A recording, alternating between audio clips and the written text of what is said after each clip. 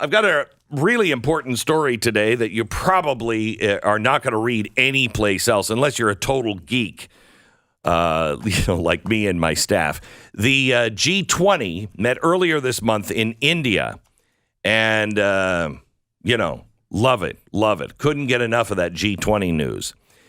This is probably the biggest meeting for global economic superpowers that occurs every year. Russia and China did not attend, so the U.S. and India took a larger role in the G20 meetings. And at this year's event, the G20 produced a statement called the G20 New Delhi Leaders Declaration. Now, when I first read that, I thought, New Delhi? Where's a New Delhi? I love Delhis. And then I realized they were talking about India, so I lost interest for a while. In it, the G20 published a rough outline of its policy plans and priorities for member nations. Now, keep in mind, these are the priorities that the countries agreed on. And it's a general consensus on the declaration. The reason why the New Delhi Declaration is important is because it provides an exceptional look into the globalist Great Reset playbook for next year and longer. And all of this is leading to the all incredibly important United Nations meeting in September called Summit for the Future, where a new international pact will be formally approved. Now, this is them showing their cards. All we have to do is look at them and take them seriously. So what's in the declaration? Well, it's to say it's radical is kind of an understatement. It's the Great Reset on steroids. It's 37 pages long. You know, our guys got our declaration done in one page. If you can't do it in one page, really can't be done, you know? It's 37 pages long, each page containing a numerous bullet point agenda item for creating the Nouvelle Order. There are literally hundreds of points in the document, so I mean, you don't expect me to go through all of them, do you? I mean, on my own, I would never inflict that on you, but please don't make me do that. Here are just some of the highlights. Point number 1, an international commitment to dramatically scale back the use of private and public lands. Yeah. The G20 is committed to restoring by 2030 at least 30% of all degraded ecosystems and scaling up the efforts to achieve land degradation neutrality. So that means is, have you degraded your land, Pat? Yes. Yes, you have. You have. I have. There's cement on it and a house and right. Yes. People. Yes. Yeah. Well, we're gonna have to reduce that a little bit. Now, number 2, a commitment to halt and reverse biodiversity loss by 2030. Now, I have been up at night every night thinking about the loss of biodiversity. I think we all have. Sure, we have. This would mean not only the end of land development, but also the return of land that's currently occupied by humans to nature. Got it? Mm-hmm. Okay. Mm-hmm.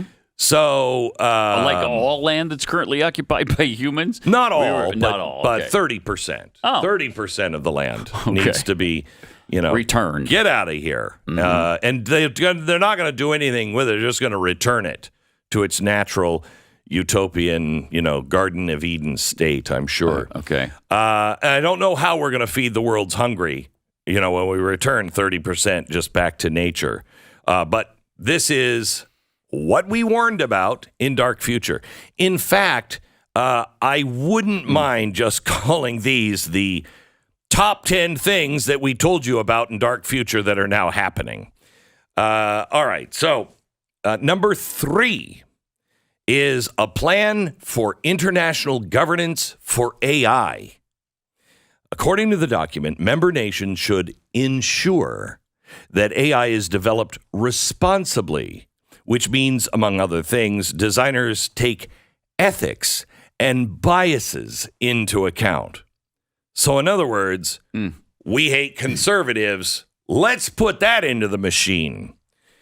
It'd be good for the elites, and it would be good for us, too, if we just had the same understanding of ethics and biases, but we don't. This is a way for them to use AI now globally to promote ESG, DEI, and other social justice. Furthermore, the nation's committing to promoting AI that is designed to accomplish the United Nations Sustainable Development Goals. Yeah. So we got those 17 sustainable goals, the foundation of the Great Reset, Agenda 21, Agenda 2030, and nearly every other agenda these globalists have. Now, number 4, again, we predicted that. The fourth thing we predicted in Dark Future, expanding the international tax system and building publicly regulated, controllable digital public infrastructure. Finally. Haven't we been saying that? Oh. If I could just pay a global tax. The late 40s, I think, is when we started saying that. Yeah, we did. Yeah. We weren't even kids back then. No, we were 20 years away from being kids, but we knew that's what we wanted. Unfortunately, I had a lapse of sanity, and in Dark Future, I said this was bad and warned against it. Number 6, things we predicted in Dark Future. Additional regulations for cryptocurrencies. So we can get those right out of, we don't want any cryptocurrency. Well, we want central digital banking currency. That would be really, really good. 7th thing we predicted in Dark Future, a goal of increasing social protection programs like universal health care and implementing policies to make Social Security benefits portable between nations. So, wow. So we could continue what we're doing in Ukraine, and probably Iran. In Ukraine, you could just pay everybody's Social Security. Number 8, enhancing the power of the World Health Organization in future pandemics and public health emergencies. What a dream come true that'll be, huh? 9th thing we predicted that has now come true in Dark Future, trillions in new climate-related spending programs. Now, who do you think is going to, who has the printing press? Who can do that?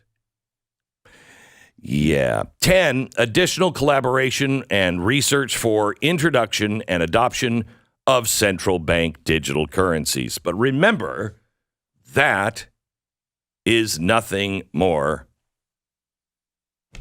than nobody? Then it's a conspiracy theory. My gosh. This is the beginning of Dark Future. I wanted you to know, if you haven't read Dark Future, you need to read it. It is happening, and it is happening faster than you can imagine. This whole ESG thing, it's not over.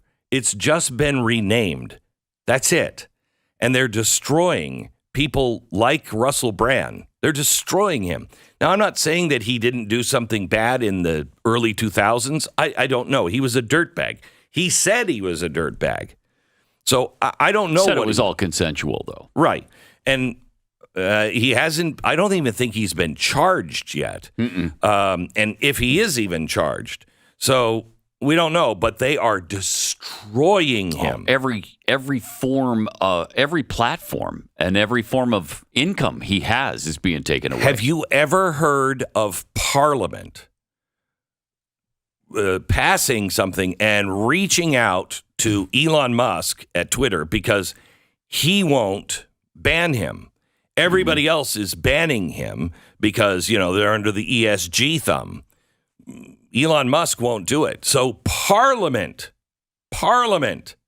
reached out and said, Twitter, you're going to have a problem in England if you don't follow the rules here. Wow. That is chilling. Chilling. Yeah. Chilling. When the guy hasn't been found guilty of anything. No. And I'm not saying he's You mean innocent. he might be, but he might be guilty. But Right. you can't. I've Prove I've it. never seen this before. Yeah, it's- never. And the reason why is because he was a very effective voice on ESG in Europe. Very, very effective voice. And you can't have that. Can't have that. So they tried to call him a conspiracy theory and everything else. Nothing stopped him. So now this is going to stop him. Wow. It's terrifying.